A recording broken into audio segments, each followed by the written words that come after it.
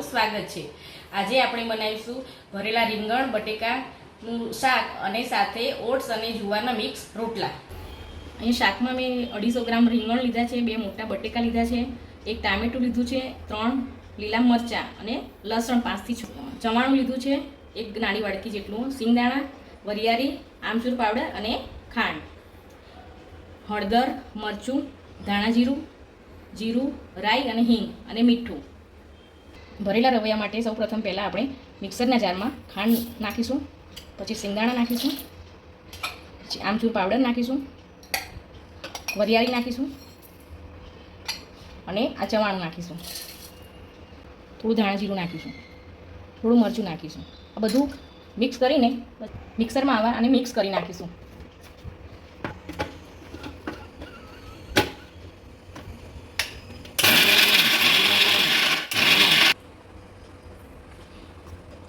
આવી રીતે પાવડર થાય એવું રાખવું, એકદમ ઝીણું નહીં, એકદમ મોટું પણ નહીં। રીંગણ મેં ધોઈને રાખ્યા હતા, એને આવી રીતે કાપા મૂકવાના, આવી રીતે કટ કરી દેવા।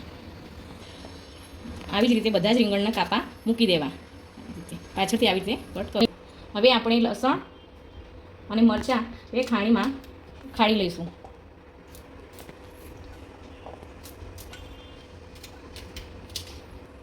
લસણ મરચાં આપણા આવા ખંડાઈ ગયા છે, તો આ જે મસાલો જે બનાવ્યો હતો એમાં આપણે નાખીશું।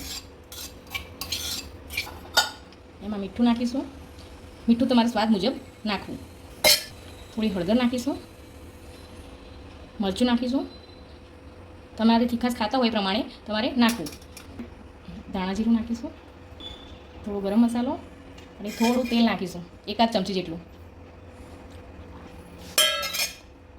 આ બધાને સરખું મિક્સ કરી લેવું। મસાલો આ તૈયાર થઈ ગયો છે, એ મસાલાથી આપણે રવૈયા ભરીશું। આવી રીતે રવૈયા ભરવા। રવૈયા આપણા આવા બધા ભરાઈ ગયા છે। ભરેલા રવૈયા, બટેકા અને ટામેટાં આપણા કટ થઈને તૈયાર થઈ ગયા છે। હવે એને આપણે વઘારવાની તૈયાર કરીશું। 3 ચમચી જેટલું તેલ નાખીશું, રાઈ નાખીશું, તતડાઈ જાય પછી જીરું નાખવાનું,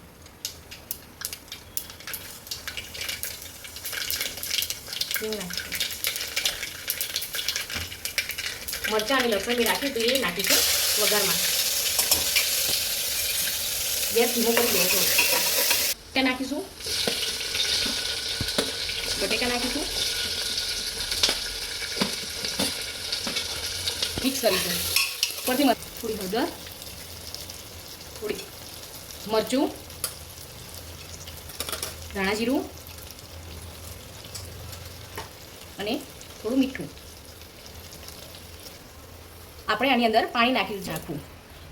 રવૈયા ભરેલા હતા એ એક એક કરીને અંદર મૂકીશું, જેથી કરીને આપણા રવૈયા ભાગી ના જાય, એનું ધ્યાન રાખવું। મેં મસાલો થોડોક રાખ્યો તો એ ઉપરથી આવી રીતે રીંગણ ઉપર કુકરને હવે બંધ કરી દેવું, 2 સીટી વાગે ત્યાં સુધી રહેવા દેવું। ત્યાં સુધી આપણે રોટલાની તૈયારી કરીશું। રોટલો બનાવવા માટે 1 વાટકી મેં જારનો લોટ, 1 વાટકી ઓટ્સ બંને મિક્સ કરી લેવા અને ઉપરથી મીઠું નાખવું।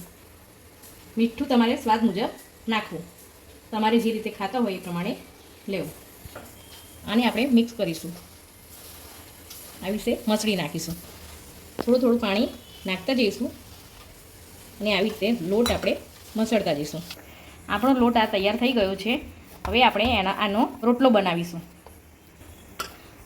હું આ રોટલા 2 રીતના બનાવીશ। પહેલાં હું હાથથી ટીપીને બનાવીશ અને પછી હું પાટલી ઉપર બનાવીશ।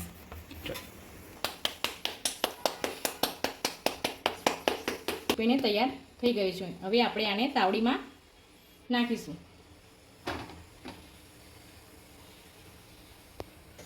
રોટલો આપણો હવે ફેરવી નાખીશું।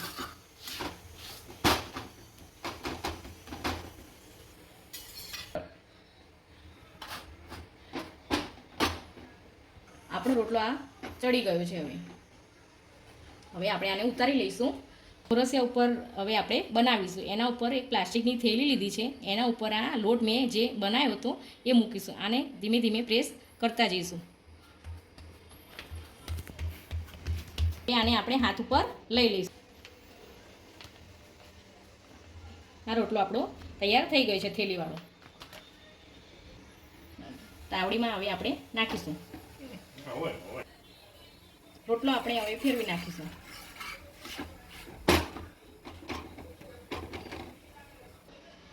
સીટી આપણી વાગી ગઈ છે. આપણે શાક હવે જોઈ લઈશું.